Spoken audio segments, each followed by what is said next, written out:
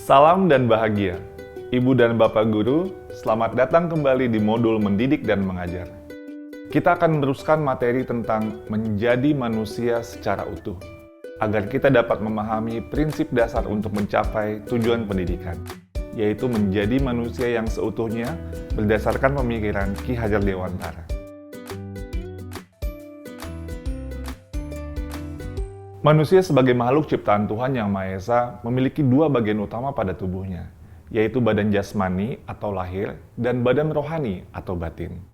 Atas karunia Tuhan Yang Maha Esa pula, manusia memiliki akal yang digunakan untuk berpikir, untuk merasa, dan berkarya.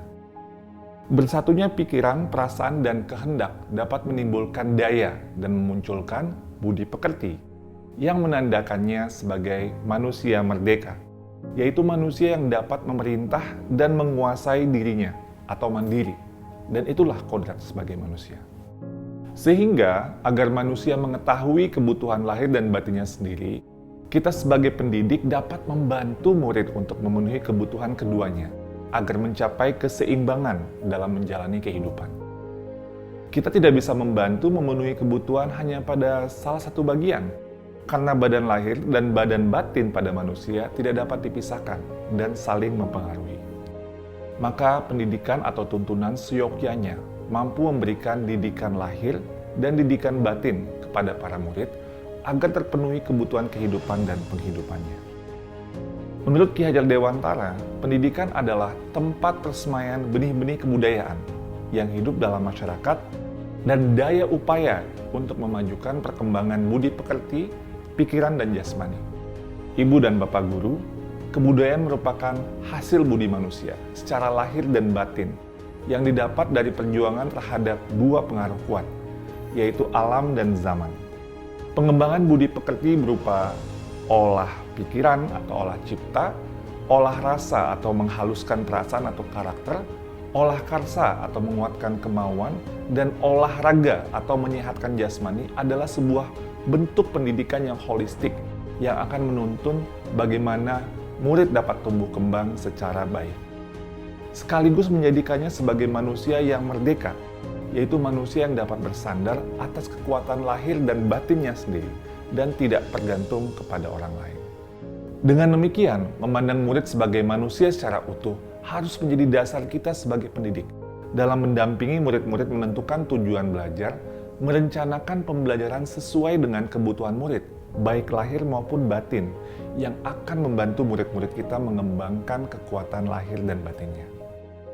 Sebagai pendidik, kita tidak cukup hanya membantu memberikan pengajaran yang berorientasi pada penguatan keterampilan berpikir atau kognitif saja, tapi juga mendampingi murid-murid untuk mengembangkan kekuatan batinnya, yaitu sosial, emosi, empati, dan lain sebagainya.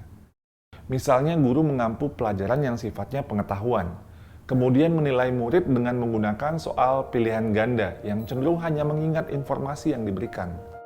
Padahal beragam informasi dan pengetahuan yang diberikan dan dapat diakses dari mesin pencari dari sumber belajar lain yang ada di sekitar murid. Dapat dibayangkan ketika seorang guru memberikan soal operasi hitungan bilangan, jika ia hanya memberi soal-soal dan menilai hasilnya, maka mesin hitung seperti kalkulator bisa juga memproses hal yang demikian. Kekuatan keterampilan berpikir memang benar harus diasah dan ditingkatkan. Tetapi agar mencapai keseimbangan menjadi manusia, murid juga sebaiknya dilatih dan dikuatkan kebutuhan batinnya dalam berkehendak menentukan tujuan belajarnya. Mengembangkan kerjasama, membangun empati, menghargai sesama, refleksi diri untuk mengembangkan dirinya, dan tentunya berkontribusi di lingkungan sosialnya. Sehingga pembelajaran yang direncanakan sesuai dengan kebutuhan murid dan ditujukan untuk memajukan perkembangan budi pekerti akan membantunya menjadi manusia-manusia yang merdeka. Manusia merdeka perlu memiliki modal keterampilan berpikir atau bernalar yang baik. Keterampilan berpikir atau bernalar membutuhkan proses sepanjang hayat. Proses mengasah nalar atau keterampilan berpikir murid menurut Benjamin Bloom dan Anderson yang juga disebut level kognitif, yaitu mengingat, memahami, mengaplikasikan, menganalisis, mengevaluasi dan mencipta sesuatu dapat difasilitasi dalam proses pembelajaran di semua jenjang pendidikan, mulai dari PAUD, dasar, menengah, dan tinggi. Dan juga perlu disadari bagi kita sebagai pendidik bahwa semua level kognitif, dari mulai mengingat sampai mencipta atau mengkreasi, ini dapat dicapai pada semua jenjang pendidikan, di mana kedalaman dan kompleksitas pembelajaran dapat disesuaikan dengan tahap-tahap perkembangan anak. Beberapa ahli berpendapat proses pembelajaran kepada murid tidak harus dimulai pada tingkat kognitif atau keterampilan berpikir yang mengingat, tapi dapat juga diterapkan pembelajaran yang terintegrasi dengan urutan level kognitif atau keterampilan berpikir yang cocok digunakan dalam pembelajaran. Maka tujuan pendidikan untuk mengasah nalar murid dapat terwujud sebagai bekal pengembangan pendidikan budi pekerti murid. Mari kita renungkan bersama. Apakah kita sudah menjadikan murid-murid kita manusia seutuhnya? Apakah kita sudah membantu memberikan asupan kebutuhan lahir dan batin murid? Dan bagaimana cara kita mendampingi untuk mengasah keterampilan bernalar murid dengan sebaik-baiknya? Salam dan bahagia. Ibu dan Bapak Guru, hebat!